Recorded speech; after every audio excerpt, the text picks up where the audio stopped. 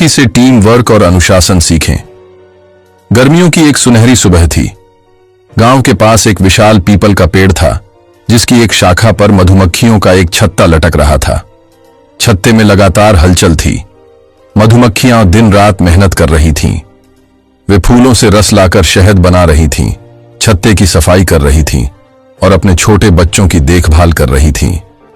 गांव का एक लड़का राहुल, जो हमेशा चीजों को जानने और समझने में रुचि रखता था, पेड़ के नीचे बैठकर मधुमक्खियों के काम को ध्यान से देख रहा था। तभी उसके दादाजी वहां आ गए और मुस्कुराकर बोले, क्या देख रहे हो बेटा? राहुल ने कहा, दादाजी, ये मधुमक्खियां बिना रुके काम कर रही हैं।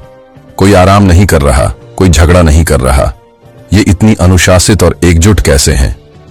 दादाजी ने पास आकर समझाया, बेटा, मधुमक्खियों का जीवन हमें बहुत कुछ सिखाता है।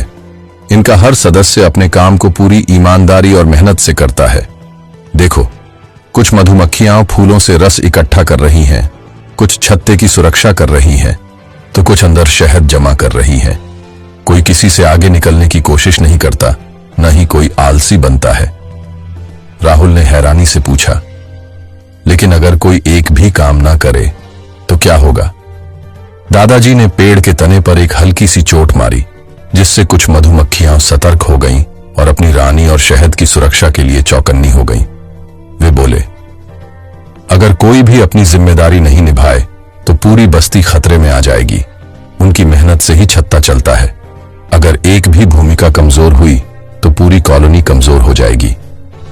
राहुल को अब समझ आ चुका था कि टीम वर्क और अनुशासन कितना जरूरी है। उसने सोचा, अगर मधुमक्खियां इतनी छोटी होकर भी अपनी जिम्मेदारी समझ सकती हैं, तो हम इंसानों को भी अपने काम के प्रति ईमानदार और अनुशासित रहना चाहिए। उस दिन के बाद से राहुल ने स्कूल में ग्रुप प्रोजेक्ट्स में अपनी जिम्मेदारी पूरी तरह निभानी शुरू कर दी।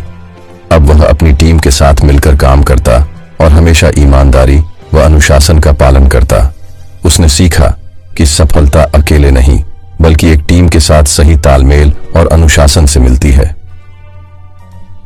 सीख, मधुमक्खियों की तरह हमें भी अनुशासन, एकजुटता और कड़ी मेहनत से अपने लक्ष्यों को प्राप्त करने की कोशिश करनी चाहिए। जब हर व्यक्ति अपनी जिम्मेदारी को पूरी निष्ठा से निभाएगा, तभी समाज और देश उन्नति करेगा।